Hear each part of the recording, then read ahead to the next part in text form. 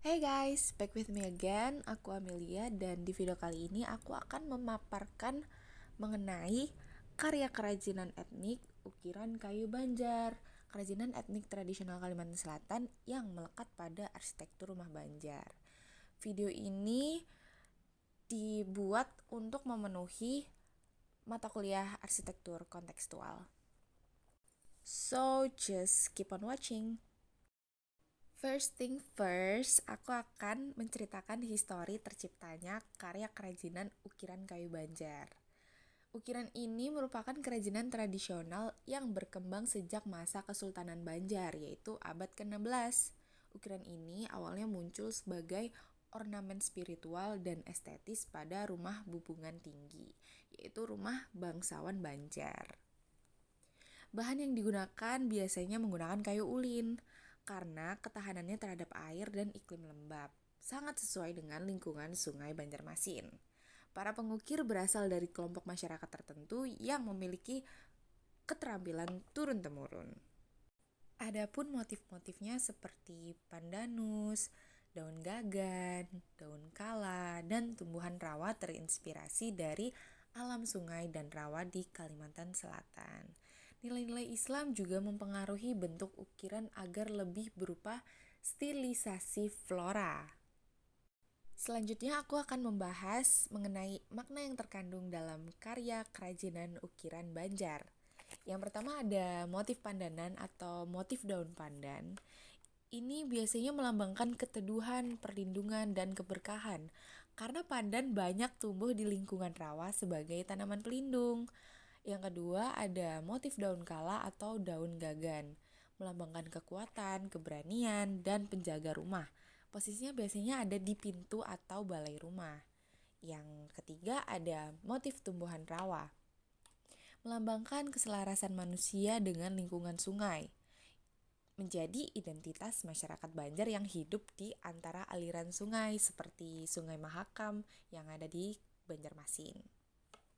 Dan yang terakhir ada stilisasi flora Islami, mengandung makna kesucian, ketertiban, keharmonisan, dan sesuai nilai Islam sebagai culture mayoritas masyarakat Banjar. Dengan demikian, karya ini bukan sekedar dekorasi tetapi simbol identitas lokal dan spiritual. Ukiran kayu Banjar memiliki ciri tektonika yang khas, mulai dari materialnya yang menggunakan kayu ulin, kayu meranti, atau kayu bengkirai, dan dari teknik pembentukannya pun dipahat secara manual oleh profesional. Dan pola penempatannya biasanya masyarakat Banjar menempatkan di ambin sayup bagian depan rumah, lis plang atap, balustrade atau pagar lantai, pintu utama, tiang, dan balok bangunan. Setiap posisi biasanya memiliki tingkat kerumitan yang berbeda dan menggambarkan status sosial pemilik rumah. Untuk penjelasan yang lebih lengkap mengenai pola penempatannya, aku akan membuatkan kalian video kelanjutannya untuk membahas rumah tradisional Banjar yang lebih lengkap lagi. Jadi stay tune ya guys. Secara arsitektural, ukiran kayu Banjar memiliki banyak fungsi, seperti yang pertama fungsi estetika, untuk memperindah rumah tradisional dan menunjukkan status keluarga seperti yang aku jelaskan tadi ya.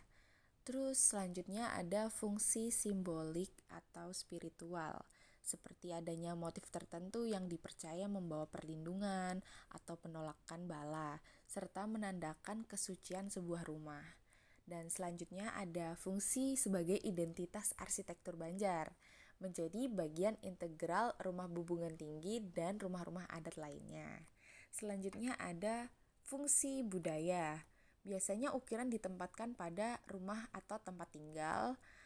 Terus selanjutnya di bangunan adat, replika rumah Banjar, souvenir khas daerah, dan furniture tradisional. Saat ini, ukiran juga diadaptasi untuk interior modern sebagai partisi dan panel dekoratif, serta menjaga kesinambungan budaya dengan cara kontemporer. Ukiran kayu Banjar sangatlah penting. Kenapa?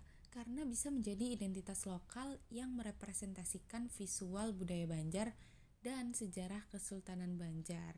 Hal ini pun dapat menguatkan karakter kawasan Banjarmasin itu sendiri. Teknik pembuatan ukiran kayu Banjar sangatlah kompleks dan dilakukan secara manual. Oleh karena itu, pentingnya pengrajin dengan keahlian tinggi untuk membuatnya.